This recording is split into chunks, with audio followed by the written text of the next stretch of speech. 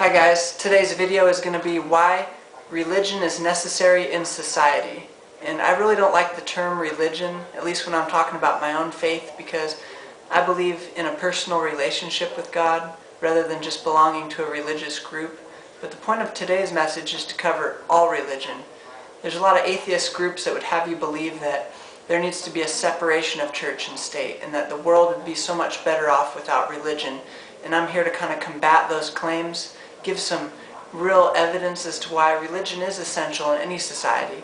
Whether you believe in God or not, it is essential for society to have religion available and for people to believe in a higher power. And that's what today's message is about. Some of the benefits that society can have from religion is, I think we'd see our crime rate be drastically higher if no one believed that there was an all-seeing power observing everything they do in their daily life. I know I've seen the influence in my life because with my own personal belief in God, I know that wherever I go, whatever I do, that I'm being seen. And I think that that can really be preventative in a society. You know, police are great and the military is great, but there are so many things that go on behind closed doors. So many of those things can and are prevented when people realize that there is a God that sees all that they do. God has recently been taken more and more so out of our school system, and that's really where the root of the problem is, because kids are growing up now believing that they are no more than a very evolved animal species, and some of the dangers in that thinking is that if you don't believe that there's an eternity, if you don't believe that you were created for a purpose, then you live your whole life really missing out on a lot of positiveness that could come from that experience of believing in God. You know, if you believe that there's an eternity ahead of you and that one day you'll be judged, it seriously impacts the decisions that you make each and every day. But if you believe what is taught in school today, that you are just an evolved species and that one day you'll go in the ground and become dirt, it's totally going to alter your worldview. I think all of us at a young age learn that if you lie, cheat, hide from your problems, you know, if you cheat to get ahead, that it's actually a very successful way to live. I know in my personal life, if I didn't believe in a God, then I probably would take shortcuts. There's no reason to be good unless there's a higher power in the equation. Regardless of what your religion is, if you have a religious view, it keeps you in check. That's just point number one why society does need religion. It helps people to make better moral decisions. It gives people a more positive attitude. It gives people something to look forward to. I think your suicide rates would be lower. I think your alcohol abuse is lower. I think your drug activity is lower if people all believe that they're moving through life towards an ultimate goal, that they do have an eternity ahead of them and one day they will be judged. So even if you don't believe in God at all, you should at least be supportive that there are people that believe in God, because when someone believes in God, it's going to affect the decisions they make at such a high level. It really helps to keep society in check. The Christian faith is something I'm going to touch on here. These are some of the things that Christianity teaches, in case you don't have a real vast knowledge of Christianity. I think that these are a positive thing for people to believe in, and I think it's part of the reason why you've seen society go on a downhill moral trend, because God is being taken out of society, and that should never happen. These are just some basic things that, you know, Christianity promotes through the Bible. Husbands and wives honoring each other. In the old biblical perspective, wives are to honor their husbands, and husbands are to love their wives as Christ loved the church. So you have this awesome marriage dynamic that I think makes for lasting marriages. Also, sex before marriage is prohibited in Christianity. It's frowned upon, you know, abstinence. Even medical professionals from atheist organizations and medical examiners from places like Planned Parenthood will all say that abstinence is really the only surefire way to stay away from sexually transmitted diseases and cut down on teen pregnancy. And these are things the Bible supports and teaches. Thou shalt not steal. Thou shalt not murder. Do those sound familiar? Our basic law system is based on the Ten Commandments. That's why you see the Ten Commandments in courtrooms. The Bible also talks about being a hard worker. Christians are supposed to work as if they're doing the work for God. That's why a lot of the time, and obviously there's exceptions, Christians are no better than any other people, but the basic message that the Bible teaches is to work as if you're working for God. You know, so it does promote people being a hard worker. It frowns upon laziness. respecting your government. If the smartest thing government can do is embrace religion, embrace Christianity. That's the smartest thing a government could do, because the Bible teaches to give Caesar what Caesar is due. The Bible teaches to pay taxes, to not grumble about paying taxes, to obey the law of the land. That is biblical. To pray for your government. That's biblical. To reach out to the needy.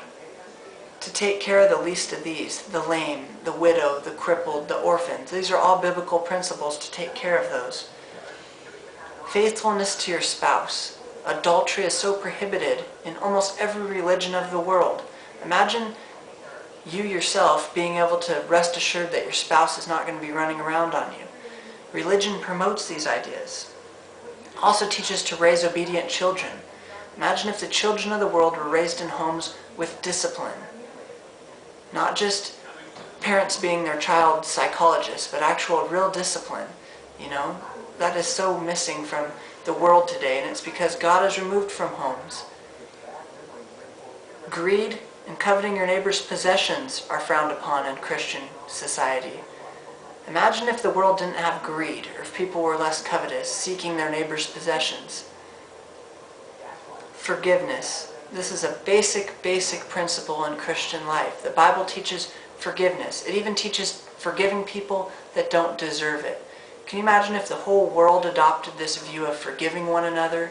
If we held each other accountable, but forgave each other when we came to each other with truly repentful hearts, saying, "Friend, I'm sorry." Imagine if the world was forgiving like that. Also, the golden rule is seen in the Bible. Do unto others as you would want them to do unto you. Jesus says, of all my commands, the most important one is to love one another. It's also in Buddhism. It's also in a lot of Eastern religion, the Hindu culture, even the Muslim culture, all has this basic golden rule principle of doing unto others. But in society today, the word blessed, saying, I've had a blessed day. I've always been blessed. God has blessed me. Whereas that used to be commonplace, has now been replaced with the word lucky. Oh, I'm so lucky. Today was a lucky day. I'm provided for. I've always been lucky. It's just little changes like that that are removing God from society. Also karma. There wasn't a lot about karma even 20, 30 years ago, but nowadays everything is karma. If you steal and then later are stolen from, it's karma. If you cheated on your spouse and then you get remarried and your new spouse cheats on you, it's karma.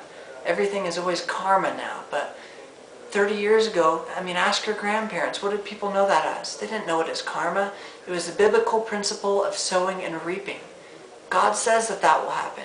If you're always sowing seeds of hate, then that's what you're going to reap back in your life. If you're sowing love, you'll reap harvest of love. You're constantly planting seeds in whatever you do, and you're going to reap a harvest of what you've been planting. It's not karma, friends. It's one more example of the attack against Christianity that you see in society. The ACLU is one of the biggest organizations. There's also the AU, which is a group of citizens against, or actually citizens for, the separation of church and state. There's anti-Christmas organizations. All this, they're spending way too much time and money to fight religion. Why are they? What is the big push? Why is religion so bad? Why is it so bad for people to celebrate Christmas? Why is it bad for Easter to mean that Jesus did die on the cross for the sins of the world, and in 3 days he rose again? Why is it so bad if someone believes that? Why pollute it and teach your kids that there's an Easter bunny? Not that that necessarily is bad. Not that it's even bad to color eggs. I think that's great if you want to add that as part of the holiday, but there's no reason that you should remove God out of holidays completely.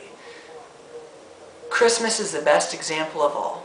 In Boston in 2005, and you can Google this, the city had to change the name from a Christmas tree to a holiday tree because so many groups protested calling it a Christmas tree. Walmart no longer calls their trees Christmas trees. They're either Xmas trees or holiday trees. How many times do you see the word Xmas? That didn't even exist until recently when there's been this attack to take Christ out of Christmas. How about the term winter solstice, or holiday party, or holiday break? I'm not real old. I'm only 23 years old, but I remember when I was in school it was Christmas break. Now you have holiday break. Celebration of winter solstice. and all this other stuff. They're completely